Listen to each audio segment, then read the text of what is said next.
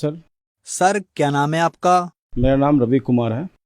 रवि कुमार जी, आप कहाँ से हैं? मैं झारखंड के देवघर जिले से मधुपुर प्रखंड से हूँ। रवि जी, संत रामपाल जी महाराज से नाम दीक्षा आपने कब ली? संत रामपाल जी महाराज से मैंने नाम दीक्षा 13 अक्टूबर 2019 को ली। रवि जी, क्या क्या भक्ति साधनाएं की हैं आपने? बचपन से मैं आर्य समाज की भक्ति करता था। बचपन से जब से मैं पैदा हुआ उसके बाद कुछ दिन के बाद 3-4 साल की उम्र से मुझे आर्य समाज में दाखिला करा दिया गया। वहाँ के जो भी यज्ञ करना, हवन करना, ये सब मैं करता था। और बचपन से ही मुझे सारा वेद जो है वो जो अग्निहोत्र करते हैं, हवन करते समय, वो सारा मंत्र मुझे याद हो गया था। लेकिन मेरी परमात्मा की जो तलाश थी वो पूरी नहीं हो पा रही थी। मैं हर समय जब भी मैं नहाता था मैं सूर्य देव की उपासना करता था। कुछ लोगों ने मुझे कहा कि सूर्य देव की पूजा करने से बहुत लाभ मिलता है। तो मैं उनसे कहता था कि जो दुनिया में सच्चे भगवान हैं वो कौन है और मेरा जीवन क्यों मुझे मिला। मैं यही सोचता था कि मुझे काम करना पड़ता है, बहुत तरह की तकलीफ़ें होती है, भगवान ने मुझे ऐसा पैदा ही क्यों किया कि मुझे फंसा दिया।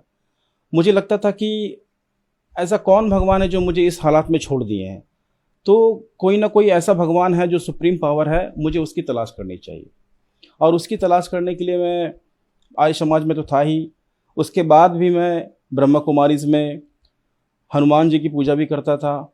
और साथ ही साथ आरएसएस विभाग में जहाँ भी मुझे लगता था कि मुझे परमात्मा की जानकारी मिल सकती है, मैं वहाँ जाता था। लेकिन मैं पूजा तो करता था लेकिन मेरी तलाश भी नहीं मिट रही थी और मुझे लाभ भी नहीं हो पा रहा था। एक बार तो मैं ऐसे पूजा नहीं करता था हनुमान जी का उतना, लेकिन एक बार मुझे मन किया कि मैं आज हनुमान जी का व्रत रखूँगा। मंगलवार का दिन था और जब मैं बाज़ार गया कुछ काम करने के लिए तो मुझे एक व्यक्ति से झगड़ा हो गया और उससे मेरा झगड़ा इतना हो गया कि मैंने मारपीट कर ली और मेरा ही हाथ जो है वो उसमें टूट गया। तो मैं जब जब भक्ति करता था तो मेरे साथ कुछ ना कुछ अनहोनी घटना घट जाती थी, इसलिए मैं भक्ति वही नहीं करता था, लेकिन परमात्मा की तलाश में हमेशा करता ही रहता था। ब्रह्म कुमारीज़ में मुझे बताया जाता था कि आप मुरली सुनो, ध्यान करो, मेडिटेशन करो, वो भी मैं करके देखा, लेकिन मुझे संतुष्टि कहीं नहीं मिल पा रही थी। आर्य समाज में हवन भी करता था, सब कुछ करता था, लेकिन परमात्मा की जो भूख होती है वो मुझे नहीं लगता था, कुछ ना कुछ कमी है। क्योंकि वहाँ पे जब देखता था कि सभी जो पुरोहित हैं या आर्य समाज के सदस्य हैं, जो भी लोग वहाँ पे पूजा करते थे, वो भक्ति करते थे, लेकिन वो भी परेशान रहते थे। किसी को कुछ ना कुछ परेशानी लगी हुई थी। दूसरी बात है कि परमात्मा के साथ जो प्रेम होता है वो मुझे नहीं मिल पा रहा था। इसलिए मैं फिर खोजते-खोजते सत्संग सुनने लगा। सत्संग आस्था टीवी पे, संस्कार टीवी पे मैं बहुत सत्संग सुनता था। 2012-13 की बात है, मैं सत्संग सुनता था। मुझे बहुत अच्छे लगते थे उस समय। स्वामी रामदेव जी जो हैं वो योगा सिखाते हैं, उनका भी मैं बहुत सुनता था, आर्य समाजी क्योंकि वो थे। और उसके बाद देवकीनंदन ठाकुर जी को मैं सुनता था। साथ ही साथ ब्रह्मा कुमारीज़ के डॉक्टर शिवानी बहन जो है उनको मैं सुनता था। कृपालु जी महाराज को मैं बहुत पसंद करता था, सबको सुनता था। लेकिन इसके साथ-साथ जो श्री कृष्ण जी जो अर्जुन से वार्तालाप किए हैं गीता के अध्याय में, वो जो एपिसोड है वो मैं हमेशा रात भर सुनते रहता था। मुझे ये बहुत अच्छा लगता था। लेकिन फिर मैं सोचता था कि फिर ये जो 84 लाख तरह की योनियाँ हैं ये क्यों बनाई गई? मैं जीऊँगा फिर मर के फिर मैं कहाँ जाऊँगा? मेरे मन में बहुत सारा सवाल था। मैं पुरोहित से पूछता था तो वो मुझे कुछ-कुछ समझाते थे, लेकिन मुझे संतुष्टि नहीं मिल पाती थी। जब आर्य समाज में मैं जब वहाँ पे पूजा पाठ करने जाता था तो उस समय वहाँ के सदस्यों ने मुझे मंत्री का पद दिया था और मैंने लगभग 2-3 साल तक वहाँ पे मंत्री के पद पे वहाँ पे कार्य किया। आरएसएस में भी मैं था, वहाँ पे मैं सदस्य के रूप में था, देखता था कैसे क्या हो रहा है और उसमें जो भी मेरा सेवा मिलता था मैं उसको करता था। ब्रह्मा कुमारीज़ मैं जब जाता था वहाँ पे तो सब देखते थे मेडिटेशन कर रहा है, तो वहाँ पे हम मेडिटेशन करते थे, उनसे पूछते थे कि आप ये जो पूजा पाठ करते हैं इसका कुछ आधार है? क्या वेद पुराण ये सब कुछ आप मानते हैं? उन्होंने कहा कि नहीं, हम लोग वेद पुराण कुछ नहीं मानते हैं, ये हमारा ये जो ब्रह्मा कुमारीज़ जो है वो बाबा जी जो हैं, कोई एक बाबा जी रहते थे, उन्हीं की सारे मुरलियों को सुनते थे और उनसे ही वो सारा कुछ आगे करते थे। फिर साधना चैनल पे एक बार सत्संग सुनते-सुनते गुरुजी संत रामपाल जी महाराज का सत्संग आ गया। तो मैंने देखा कि संत रामपाल जी महाराज ब्रह्मा विष्णु महेश के बारे में बता रहे कि ये तो नासवान है, इनकी मृत्यु होती है, जन्म होता है। और फिर वो किताब खोल-खोल के प्रूफ भी कर रहे थे।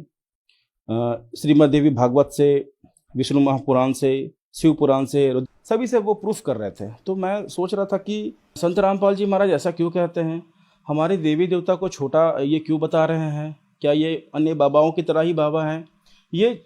ये सोचता भी था, सत्संग भी सुनता था। 3-4 दिन तक सुनते सुनते मुझे लगा ये बोलते तो सब कुछ ठीक है, लेकिन ये ब्रह्मा विष्णु महेश को ऐसा क्यों बता रहे हैं। फिर मैं अपने पुरोहितों से पूछता था, वो बोलते थे कि ये भी बाबा की तरह है।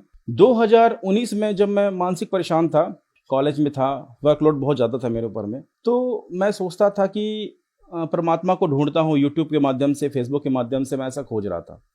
तो जब यूट्यूब में मैंने देखा तो उसमें मैंने सर्च किया परमात्मा कैसे मिलेंगे, परमात्मा कहाँ है। तो संत रामपाल जी महाराज के ही कुछ भगत का इंटरव्यू मेरे सामने आ गया। उन्होंने कहा कि परमात्मा जो है वो सतलोक में रहते हैं, सतलोक में सर्व सुख है, यहाँ पे हम लोग काल के जाल में फंस गए हैं। और फिर कोई कहता था कि ये किसी का किडनी का ऑपरेशन, किडनी का बीमारी था वो ठीक हो गया, किसी को कैंसर था वो ठीक हो गया, किसी को एड्स ठीक हो गया, किसी को कुछ ठीक हो गया। मैं सोचता था कि ये संत रामपाल जी महाराज ऐसा क्या करते हैं कि ये सारा बीमारी ठीक हो जाता है। तो मैंने 2013 में ज्ञान गंगा किताब मंगाया था, लेकिन पढ़ा नहीं था। वो मैंने देखा गुरुजी ऐसे हाथ किए हुए थे, मुझे लगा कि ये अपने आप को भगवान समझते हैं। उस समय मेरा बुद्धि काम नहीं किया, मैं पहचान नहीं पाया। तो मुझे लगा कि ये मैंने किताब को लिया और घर में कहीं ना कहीं रख दिया, उसको पढ़ा नहीं। लेकिन 2019 में जब मुझे लगा कि संत रामपाल जी महाराज का ज्ञान जो है वो बहुत अच्छा है, फिर मैंने बोकारो जिले में एक पेटरवार जगह है, वहीं पे संत रामपाल जी महाराज का नामदान केंद्र था। मैंने फ़ोन करके पता किया, फिर मैं वहाँ गया और परमात्मा का, संत रामपाल जी महाराज का नाम दीक्षा वहाँ से मुझे मिला। रवि जी, आप टीवी चैनल्स पर सभी संतों के सत्संग देखा करते थे और आपने नाम दीक्षा सिर्फ संत रामपाल जी महाराज जी से ही ली। तो सर, और संतों के सत्संग में और संत रामपाल जी महाराज जी के सत्संग में आपको क्या भिन्नता नजर आई? संत रामपाल जी महाराज मुझे बताएं कि मोक्ष कैसे मिलेगा, ये जवाब अन्य संतों के पास नहीं था। वो गोल मोल बात करते थे, वो नहीं बता रहे थे कि हमारा ये जो जीवन मिला है ये इसका क्या उद्देश्य है। और दूसरी बात ये है कि सतलोक भी एक स्थान है जहाँ पे जाने के बाद लोग जो है वापस नहीं आते हैं। स्वर्ग जाने के बाद लोगों को वापस आना पड़ता है, नरक जाने के बाद भी वापस आना पड़ता है, 84 भोगना पड़ता है। ये सारा सच्चा ज्ञान जो है वो मुझे नहीं मिल पा रहा था। संत रामपाल जी महाराज की नाम दीक्षा लेने के बाद और उनका ज्ञान समझने के बाद मुझे ये पूरा समझ में आ गया कि आध्यात्मिक ज्ञान जो है वो सिर्फ संत रामपाल जी महाराज के पास है। वो जो भी बोलते हैं वो वेदों में प्रमाणित ज्ञान बोलते हैं, और इसी से प्रभावित होकर मैं संत रामपाल जी महाराज का नाम दीक्षा मैंने लिया। रवि जी, आप 20 साल तक आर्य समाज से जुड़े रहे, वहाँ प्रधान भी रहे और मंडल प्रधान भी रहे, और इस बात को आप भी जानते होंगे कि संत रामपाल जी महाराज और आर्य समाज का लंबे अरसे से विवाद चल रहा है। आर्य समाजी कहते हैं कि संत रामपाल जी महाराज महर्षि दयानंद पर विवादित टिप्पणी करते हैं, तो क्या ये बात सही है? संत रामपाल जी महाराज पर ये जो आरोप लगाए हैं दयानंद सरस्वती जी के अनुयायी आर्य समाजी, ये सरासर गलत है। पहली बात है कि मैं पूछता था दयानंद सरस्वती जी के अनुयायी आर्य समाजियों से कि ऐसा क्या कर दिया गुरुजी ने, और वो क्या गलत बताते हैं, जो वेदों में लिखा है वही बताते हैं। लेकिन वो देखने के बाद भी नहीं मानते थे। संत रामपाल जी महाराज कहते हैं कि परमात्मा हमारे घोर से घोर पाप को भी नाश कर देते हैं, और उसका प्रमाण यजुर्वेद में, ऋग्वेद में दिखाते हैं। परमात्मा, संत रामपाल जी महाराज कहते हैं कि परमात्मा साकार रूप में है, और ये कहते हैं निराकार है। इन सभी बातों से, वाद विवाद से मैं उनसे पूछता था, वो गलत बताते थे, और वो, उनको कुछ ज्ञान नहीं है, और वो सिर्फ अपने ही ज्ञान को सर्वश्रेष्ठ समझते हैं और संत रामपाल जी महाराज का विरोध करते हैं। दयानंद सरस्वती जी और संत रामपाल जी की विचारधाराओं में जो फर्क है वो मैं बताता हूँ। मैंने जब भी पूछा उनके पुरोहितों से कि संत रामपाल जी का आप विरोध क्यों करते हैं, तो वो कहते हैं कि आपके गुरुजी गलत बताते हैं। लेकिन सच्चाई तो ये है कि संत रामपाल जी महाराज ही वेद के अनुसार, जो वेद में प्रमाणित ज्ञान है उसके अनुसार बताते हैं। और ये तो कहते हैं कि मुझे वेद का पूरा ज्ञान है, सत्यार्थ प्रकाश पढ़िए। मैं कुछ पूछता था तो बोलते सत्यार्थ प्रकाश पढ़िए। वो खुद नहीं पढ़ते थे, वे खुद वेद के मर्मों को नहीं जानते थे और दूसरों को सिखाते थे। तो संत रामपाल जी महाराज वेद के अनुसार बताते हैं ज्ञान, और जो भी कहते हैं वो 101 नहीं 1001% सही कहते हैं। रवि जी, मुख्य सवाल, क्या संत रामपाल जी महाराज से नाम दीक्षा लेने के बाद आपको लाभ भी मिले? संत रामपाल जी महाराज का नाम लेने के बाद पहले तो मुझे सबसे बड़ा लाभ जो मिला वो मुझे आध्यात्मिक ज्ञान का पता चला, मेरे जीवन का कल्याण हुआ। दूसरी बार, मेरी आर्थिक स्थिति उतनी अच्छी नहीं थी, बहुत परेशान था, अब मैं आर्थिक स्थिति पहले से बहुत बेहतर है। संत रामपाल जी महाराज की नाम दीक्षा लेने के बाद एक और चमत्कार मेरे साथ हुआ। पहली बात तो मेरा एक्सीडेंट, एक बार 70 के स्पीड से गाड़ी चला रहा था और रात के समय मैं गिर गया, लेकिन मुझे कोई चोट वैसा नहीं लगा, बस हाथ में हल्का सा चोट लगा। और जब मैं एक्सरे कराने गया तो मुझे लगा शायद टूट गया होगा, लेकिन उन्होंने कहा टूटा हुआ नहीं है। 10 रुपये की गोली दी और उससे मैं ठीक हो गया। हालांकि बाकी सबको मेरा शर्ट फट गया था, पैंट फट गया था, लेकिन अंदर चोट नहीं लगा हुआ था। सभी को लग रहा था कि ये बहुत ज़्यादा ये हो गया होगा, लेकिन मुझे वैसा कुछ नहीं हुआ था। और संत रामपाल जी महाराज की भक्ति करने के बाद, नाम दीक्षा लेने के बाद मुझे एक लाभ मिला कि कॉलेज में मेरे जो प्रमुख हैं उनसे मेरा किसी बात को लेके अनबन हो गई और उन्होंने मुझे कॉलेज में साजिश करके मुझे टर्मिनेट करा दिया। मैंने इसके लिए बहुत सारे नेताओं के पास गया, अरदास लगाई, तो उन्होंने मेरा साथ नहीं दिया। जब मैं हार गया और मेरा काम कहीं से नहीं बना तो मैंने समर्पण कर दिया कि हे संत रामपाल जी महाराज, हे कबीर साहब, अब आप ही पूर्ण परमात्मा हैं, आप ही दया करेंगे, अब मैं नहीं कुछ कर सकता, अब आप जानिए।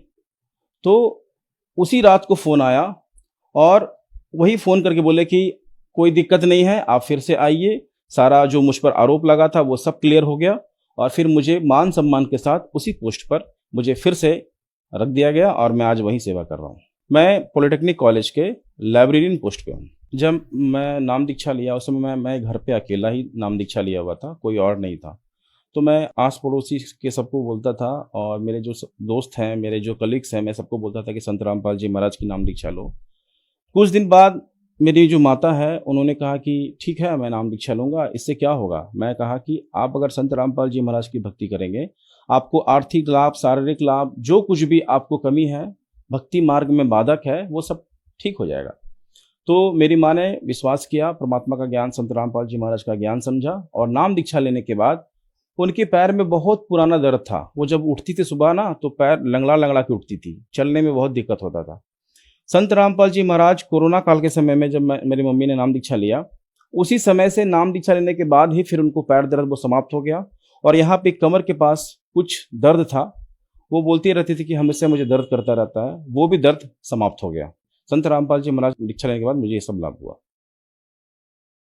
रवि जी, संत रामपाल जी महाराज से नाम दीक्षा लेने के बाद आपको बहुत सारे लाभ मिले। तो जो दर्शक आज आपको टीवी पर देख रहे हैं और वो भी संत रामपाल जी महाराज से नाम दीक्षा लेना चाहते हैं, तो कैसे ले सकते हैं? आपके चैनल के माध्यम से मैं सभी को बताना चाहूँगा, चैनल पर उनका सत्संग चलता है। सत्संग चलते समय नीचे में पट्टी चलती है, उसमें संपर्क सूत्र लिखे रहते हैं। आप उस फ़ोन नंबर पर फ़ोन कीजिए और फिर अपने नज़दीकी नामदान केंद्र पर जाके संत रामपाल जी महाराज की दीक्षा प्राप्त कर सकते हैं। धन्यवाद सर। सत साहिब।